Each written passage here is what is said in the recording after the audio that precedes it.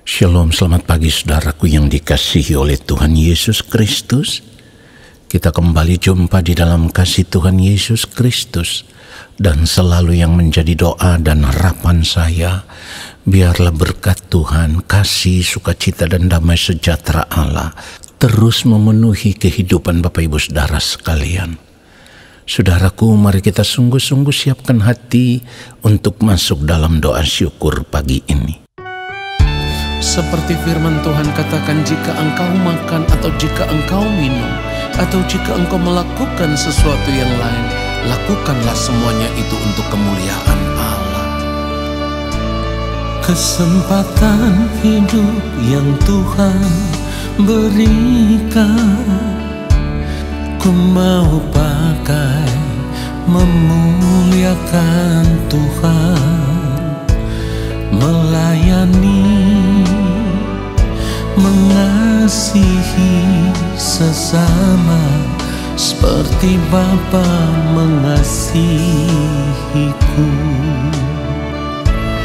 Kesempatan hidup yang Tuhan berikan, Katakan, ku mau pakai memuliakan Tuhan, melayani, mengasihi sesama seperti Bapa mengasihiku. Di sisa umur hidupku, selama ku masih kuat, apapun yang ku perbuat, apapun yang ku mau menyenangkanmu. Ku mau Katakan, menjadi roti terpecah, menjadi anggur tercurah, menjadi berkat bagi sesama. Ketika kita percaya bahwa hidup kita telah dibeli dengan harga yang lunas dibayar, maka kita mau serahkan seluruh hidup kita dan mempergunakan tubuh kita untuk kemuliaan Allah. Katakan, kesempatan hidup. Kesempatan hidup yang Tuhan berikan, ku mau pakai memuliakan Tuhan. Katakan, melayani, mengasihi. Haleluya. Seperti Bapa mengasihiku. Di sisa umur hidupku, selama ku masih kuat, apapun yang ku perbuat, ku mau menyenangkanmu, menjadi roti terpecah, menjadi anggur tercurah, menjadi berkat bagi sesama. Kita mau katakan sekali lagi, di sisa umur hidupku, selama ku masih kuat, apapun yang ku perbuat, katakan, ku mau menyenangkanmu,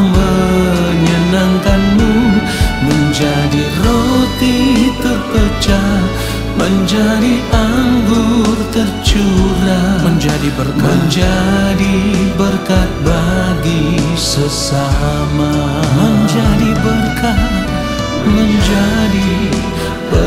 bagi sesama, menjadi berkat bagi sesama. Biarlah segala hormat dan kemuliaan hanya bagi Tuhan saja. Haleluya.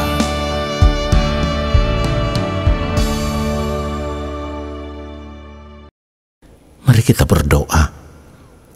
Yang Maha Mulia, Allah Bapa kami yang ada di dalam kerajaan sorga, saat ini kami ada di hadapan Bapa.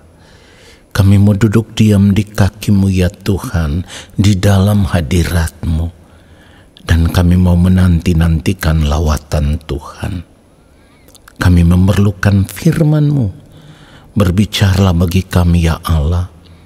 Sampaikanlah isi hati-Mu kepada kami. Allah Roh Kudus mengurapi setiap kami, memberikan kepada kami hikmat pengertian, supaya kami boleh mengerti apa yang Bapa kehendaki dari setiap kebenaran firman yang kami dengar, lalu kami mau hidup hanya untuk melakukan kehendak-Mu di sepanjang hari hidup kami. Ya Bapa, kuduskan setiap kami, supaya kami dipandang layak oleh pengampunan-Mu ya Allah, atas segala pelanggaran salah dan dosa kami. Urapi hamba-Mu untuk menyampaikan akan kebenaran firman-Mu seperti yang Engkau kehendaki. Di dalam nama Tuhan Yesus Kristus kami berdoa. Haleluya. Amin. Saudara yang dikasihi oleh Tuhan Yesus Kristus, ketika kita berkata kita percaya kepada Allah, maka seharusnya kita tunduk sepenuhnya dalam kedaulatan Allah.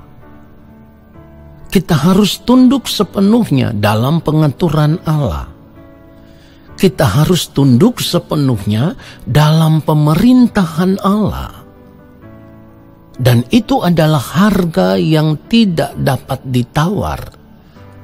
Artinya kita harus membayar harga itu. Kalau kita benar-benar mengaku percaya kepada Allah. Sebab jika tidak, maka sebenarnya kita tidak percaya kepada Allah. Kalau tidak percaya kepada Allah berarti kita tidak akan mungkin dipandang benar di hadapan Allah. Perhatikan itu saudaraku. Jadi saudaraku, seseorang yang tidak percaya kepada Allah itu bisa terlihat dari tindakannya, bisa terlihat dari perbuatannya, apakah ia mau tunduk sepenuhnya dalam kedaulatan Allah atau tidak, ya. Apakah ia mau tunduk sepenuhnya dalam pengaturan Allah atau tidak? Apakah ia mau tunduk sepenuhnya dalam pemerintahan Allah atau tidak?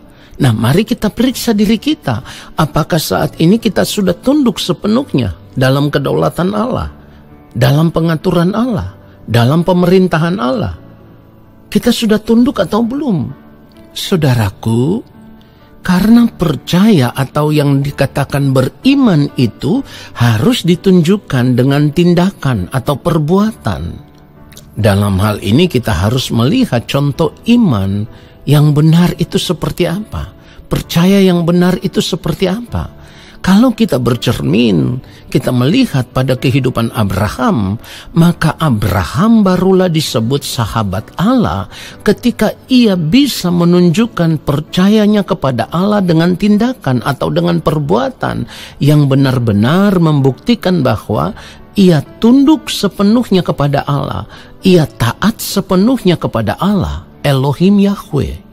Ya saudaraku, nah, kalau kita melihat Yakobus pasal yang kedua ayat 23, di situ dikatakan, dengan jalan demikian genaplah nas yang mengatakan, lalu percayalah Abraham kepada Allah, maka Allah memperhitungkan hal itu kepadanya sebagai kebenaran. Karena itu Abraham disebut sahabat Allah.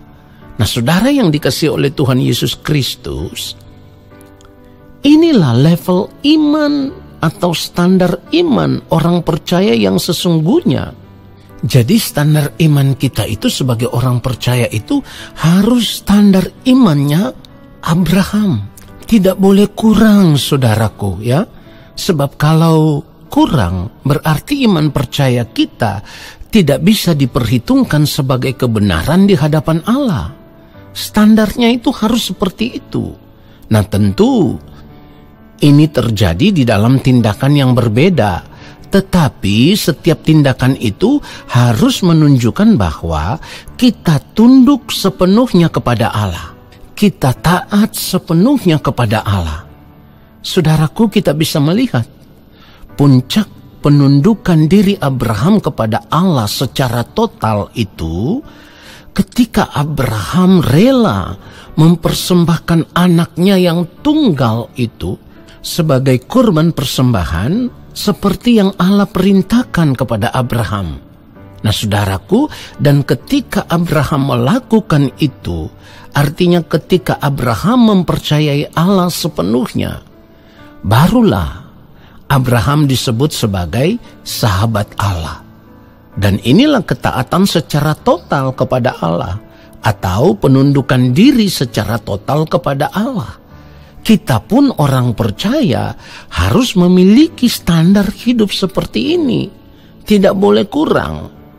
Nah, di sini kita bisa mengerti bahwa menjadi orang percaya yang benar di hadapan Allah itu tidaklah mudah, tidak gampang. Sebab harga yang harus kita bayar itu sangat mahal, saudaraku. Dan harganya itu adalah kita harus menyerahkan segenap hidup kita menjadi milik Allah sepenuhnya. Ingat, sepenuhnya. Artinya tidak boleh ada yang kita sisakan untuk dinikmati, saudara. Kita lihat Roma 12 ayat 1, firman Tuhan katakan, "Karena itu saudara-saudara, demi kemurahan Allah, aku menasihatkan kamu, supaya kamu mempersembahkan tubuhmu sebagai persembahan yang hidup, yang kudus, dan yang berkenan kepada Allah. Itu adalah ibadahmu yang sejati." Nah, saudara yang dikasihi oleh Tuhan Yesus Kristus, ketika kita mau mempersembahkan segenap hidup kita untuk tunduk dalam kedaulatan Allah, tunduk dalam pengaturan Allah, tunduk dalam pemerintahan Allah, maka dalam menjalankan hidup ini, kita juga harus rela mau hidup mengenakan pikiran dan perasaan Allah. Kalau kita melihat Filipi pasal yang kedua, mulai ayat yang ke-5 sampai ayat yang ke-7, firman Tuhan katakan begini, "Hendaklah kamu dalam hidupmu bersama menaruh pikiran dan perasaan yang terdapat juga dalam Kristus Yesus." Ayat 6, "Yang walaupun dalam rupa Allah, tidak menganggap kesetaraan dengan Allah itu sebagai milik yang harus dipertahankan." Ayat 7, "Melainkan telah mengosongkan dirinya sendiri dan mengambil rupa seorang hamba dan menjadi sama dengan manusia." Saudara perhatikan baik. Untuk hidup mengenakan pikiran dan perasaan Kristus, itu harus terlihat nyata dari tindakan kita, ya. Di mana kita harus juga mau mengosongkan diri sama seperti Kristus mengosongkan diri. Kita harus mau, kita harus rela, kita harus bersedia untuk mengosongkan diri sama seperti Kristus juga mengosongkan dirinya. Nah, dalam hal ini kita harus mengosongkan diri kita dari setiap keinginan diri, mengosongkan diri kita dari setiap hawa nafsu diri, dari setiap hasrat hati kita, dan gairah hidup yang sudah terlanjur duniawi, saudaraku. Sebab semuanya itu dipenuhi dengan berbagai keinginan daging. Nah, kita harus menyadari akan hal ini. Semuanya itu harus kita lepaskan. Lalu kita mulai belajar untuk hidup dalam ketaatan penuh. Sama seperti Kristus taat melakukan kehendak yang mulia Allah Bapa di sorga, kita pun harus memiliki ketaatan yang sama seperti Kristus. Sekalipun di dalam melakukannya ada penderitaan yang harus kita alami, tetapi kita harus tetap menyadari bahwa ketaatan kepada Allah Bapa di sorga itu harus total, harus mutlak, dan tak bersyarat. Nah, saudara yang dikasihi oleh Tuhan Yesus Kristus, penundukan diri kita secara total kepada Allah, atau penyerahan diri kita secara total kepada Allah, menunjukkan percaya kita secara benar kepada Allah, ya. Itulah yang dilakukan oleh Abraham. Kita pun juga harus melakukan hal yang sama. Jadi di sini kita bisa mengerti, saudaraku, ketika kita mau hidup dalam penundukan diri secara penuh, secara total dalam kedaulatan Allah, dalam pengaturan Allah, dalam pemerintahan Allah, itu sama dengan kita sedang mengerjakan keselamatan dengan takut dan gentar, ya. Itulah kenapa firman Tuhan katakan, kerjakanlah keselamatanmu dengan takut dan gentar. Ini, penundukan diri ini sama dengan mengerjakan keselamatan dengan takut dan gentar. Artinya kalau kita hidup dengan cara hidup yang demikian, maka hal itu pun sama dengan kita sedang mempersiapkan masa depan hidup kita di kekekalan. Nah, saudara perhatikan itu. Tentu perjuangan ini pun menuntut kita untuk harus melepaskan diri dari keterikatan dengan semua kesenangan hidup dunia ini. Nah, saudaraku, ini yang harus kita lakukan. Sebab dengan cara hidup seperti inilah baru kita bisa hidup memuliakan Tuhan.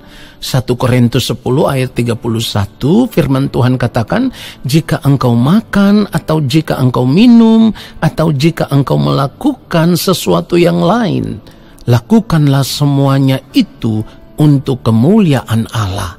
Perhatikan itu saudaraku.